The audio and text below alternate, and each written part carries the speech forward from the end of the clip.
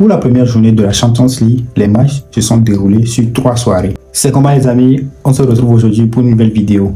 C'était la Champions League cette semaine et qui dit Champions League dit grosse affiche et de gros matchs. Si tu n'es pas encore abonné, c'est le moment de le faire et surtout, n'hésite pas à activer la cloche de notification pour mes prochaines vidéos.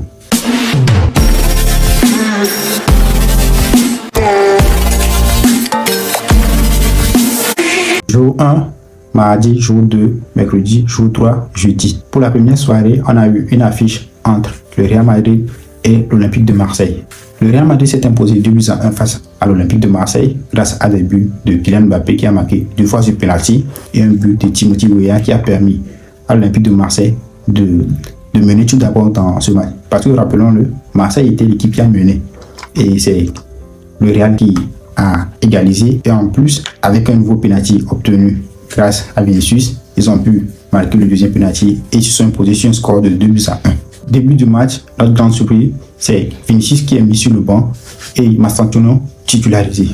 On a constaté le retour de Bellingham et de Camavinga sur la feuille de match, mais la surprise c'était Vinicius sur le banc. Parce qu'on ne s'attendait pas à ça, on se disait non, Rodrigo n'avait pas joué la semaine dernière, donc il n'avait pas peut-être le rythme pour pouvoir commencer le match. Mais à notre grande surprise, c'est Vini qui démarre sur le banc des remplaçants. Rodrigo provoque le premier penalty pour le Real, Kylian Mbappé transforme pour égaliser. Le deuxième penalty sera provoqué par Vinicius Junior qui entre en jeu et Kylian Mbappé transforme également le second penalty. Et il faut noter que dans ce match, il y a eu un carton rouge pour Carvajal, le capitaine du Real Madrid. Lui qui a tant d'années d'expérience en Champions League commet une faute bête sur le gardien de Marseille, Rulli. Il fait une tête contre tête au gardien et il reçoit un carton rouge.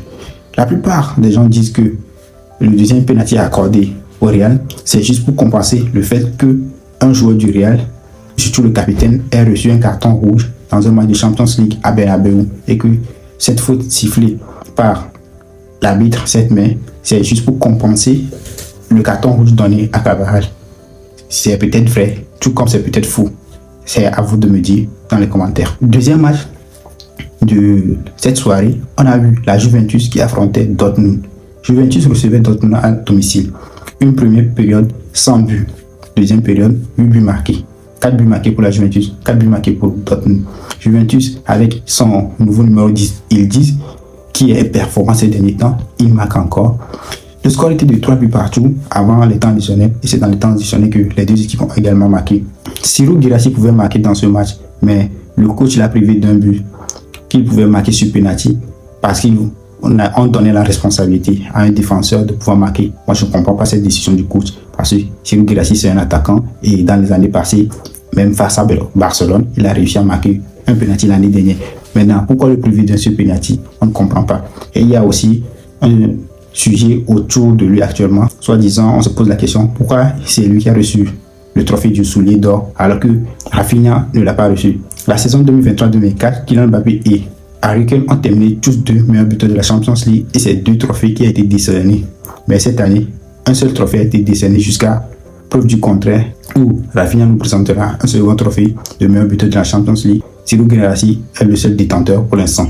Un peu plus tôt dans la journée, Arsenal affrontait l'Athletic Bilbao et Arsenal s'est imposé sur un score de 2-0 face à l'Athletic Bilbao. Martinelli est rentré en coup de jeu à peine 120 secondes, il marque et c'est une réponse envoyée à son coach et à Eze qui était titulaire à sa place. Un peu plus tôt dans la journée également, PSV surpris par l'Union Gilloise qui s'est imposé sur un score de 3-1 chez PSV. Benfica également surpris à la maison par Karabakh qui s'est imposé 2-1 face à Benfica et Benfica vient même de limoger son coach pour le remplacer par José Mourinho. José Mourinho qui était le coach de Fenerbahçe qui était éliminé par Benfica. C'est un mélange de tout. Fenerbahçe limoge José Mourinho quitte Fenerbahçe. Benfica perd son premier match et Benfica décide de choisir José Mourinho comme son nouveau entraîneur. Et pour son premier et prochain match, Benfica va devoir affronter le Chelsea de José Mourinho qui les avait déjà entraîné en 2012 lorsque Chelsea est parti aller décrocher sa première Ligue des Champions. Toujours dans cette même soirée, Tottenham s'est imposé sur un score de 1-0 face à Villarreal qui était la 4e équipe espagnole qualifiée cette saison pour la Champions League. Deuxième soirée de la première journée de Champions League. 3 matchs aussi importants. Bayern face à Chelsea, Liverpool face à Atlético de Madrid, PSG face à l'Atlanta. Tout d'abord, le Bayern s'impose sur un score de 3-1 face à Chelsea dans un match où Bayern ouvre la marque grâce à un but contre son camp de Chalobah. Kane marque le second but sur penalty. Chelsea marque un but grâce à Cole Palmer qui fait sa célébration, une célébration que la plupart des gens ne comprennent pas parce qu'ils se disent le score est à 2-1 pour que Cole Palmer s'élève au lieu d'aller vite placer la balle pour pouvoir continuer le jeu. Oui, comprenons Cole, c'est son premier but en Champions League avec Chelsea. La dernière fois où il a disputé une Champions League, c'était avec Manchester City, où ils ont gagné avec Erling Haaland et autres. Donc, c'était son tout premier but avec Chelsea. Et je pense que c'est logique qu'il puisse faire sa célébration courte. Donc, c'est normal. Et pour le troisième but de Bayern, c'était sur une déviation de Gusto, qui a fait une passe involontaire à Kane. Et Kane marque un doublé dans ce match et permet au Bayern de s'imposer sur un score de 3-1. Liverpool affrontait l'Atlético de Madrid à Anfield. La ferveur de Anfield. À peine le match commencé, Liverpool marque le premier but grâce à Robinson qui contre un coup franc de Mohamed Salah. Mohamed Salah est désormais l'un des tireurs de coup franc du côté de Liverpool. Je me demande bien qui lui a donné cette responsabilité. On lui a vu Szoboszlai face à Arsenal qui a marqué un super coup franc. Donc Salah s'essaye également. Mais si vous regardez bien la trajectoire du coup franc, c'était sortant. Si ce n'était pas contré par Robinson, non, il n'y aurait pas eu but. 6 minutes de jeu seulement, Salah se transforme lui-même en buteur et porte le score à 2-0 pour Liverpool. Et c'est ça compté sur un beau but de Llorente qui permet à l'Atlético de revenir un peu au score avant la mi-temps. Retour des vestiaires, Llorente encore sur une belle frappe contrée par un joueur de Liverpool permet à l'Atlético de Madrid de recoller le score et de porter le score à 2 buts partout. Mais on connaît tous Liverpool de ces derniers temps. Sur ces 4 premiers matchs, c'est victoire dans les 10 dernières minutes ou souvent dans les temps additionnels des matchs. Et 90 plus 2. Sur un corner de Szoboszlai, Van Dijk place sa tête et marque. Le score est de 3-2 pour Liverpool qui tend vers une victoire à Anfield. La ferveur de Anfield.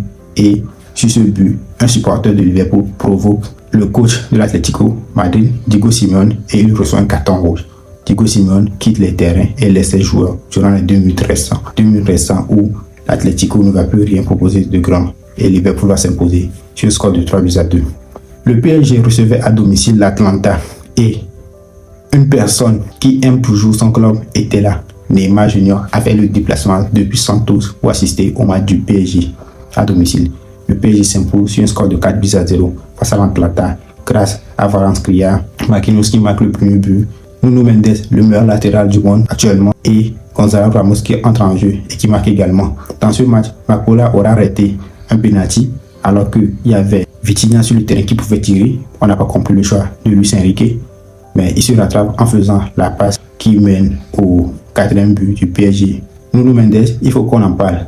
C'est actuellement le meilleur latéral au monde. Il sait dribbler, il sait défendre. Et même dans les petits espaces, il arrive à donner de belles passes. Et il marque des beaux buts. Depuis Marcelo, on n'a plus vu un joueur aussi technique, aussi bon que lui. Donc c'est un joueur assez important pour le PSG. Et il sera également important pour le Portugal lors de la Coupe du Monde 2026. Dans la soirée, il y a eu également un match entre la Jazz et l'Inter s'est imposé facilement sur un score de 2-0. Troisième soirée de la première journée, Manchester City versus Napoli. C'était le retour du prince Kevin De Bruyne dans son jardin, l'Etihad Stadium.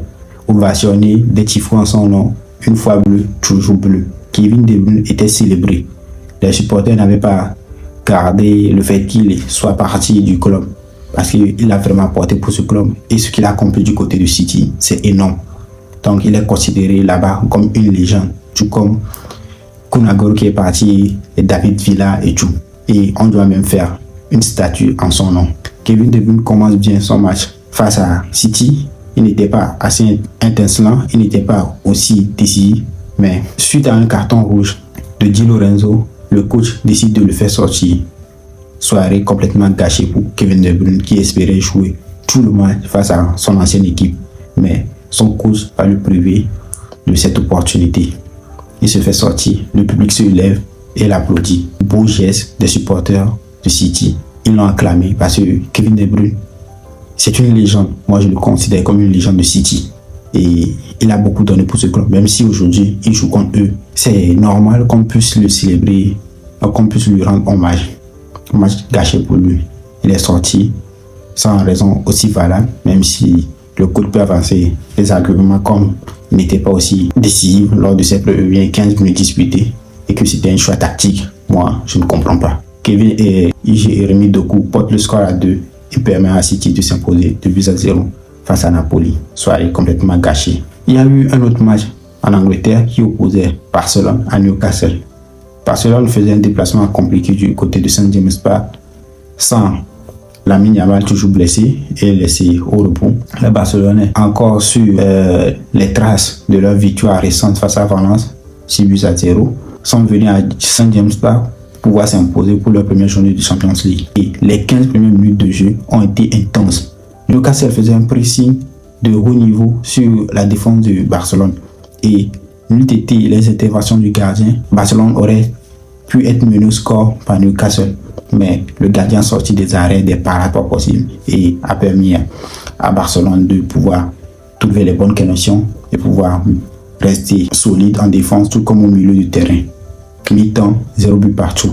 Rashford, inexistant sur le terrain, entre en vestiaire, ressort pour la deuxième mi-temps avec la casquette du héros du match. 50e minute de jeu sur un centre de Koundé. Rashford place sa tête et marque le premier but pour Barcelone. À peine 8 minutes de jeu passé, il marque encore et il porte le score à 2-0 pour Barcelone. Barcelone mène 2-0 dans un match à St James Park. Arroyo, j'avais des doutes quant à lui par rapport à sa titularisation, mais il a donné satisfaction. Même s'il y a eu des blessés du côté de Barcelone. Il a su tenir la cadence, surtout qu'il avait le brassard de capitaine. Il a mené son équipe vers une victoire, même si Newcastle va revenir au score en marquant un but. Barcelone va consolider sa victoire dans les temps additionnels en faisant sortir plutôt un milieu offensif. Victoire 2-1 de Barcelone. Rashford, homme du match.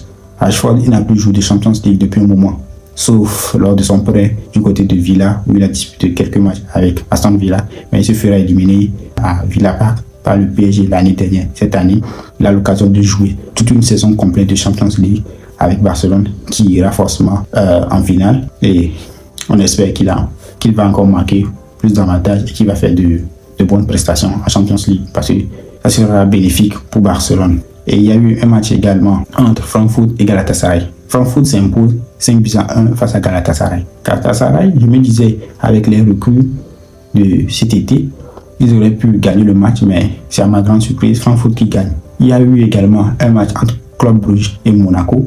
Les Monégasques n'étaient pas au rendez-vous. Et le seul but marqué par les Monégasques vient d'un joueur qui n'a plus marqué depuis plus de 2 saisons. Ça fait 2 ans qu'il n'a plus marqué, Ansu Fati. Pour son premier match avec Monaco, en Champions League, Ansu Fati marque et sauve l'honneur. Même si ce but n'aura rien changé, il sauve quand même l'honneur en marquant un but dans un match où Bruges aura marqué 4 buts. Et si Monaco continue sur cette tendance, ils se feront éliminer dès la phase de groupe et ils ne pourront même pas se qualifier pour la phase suivante.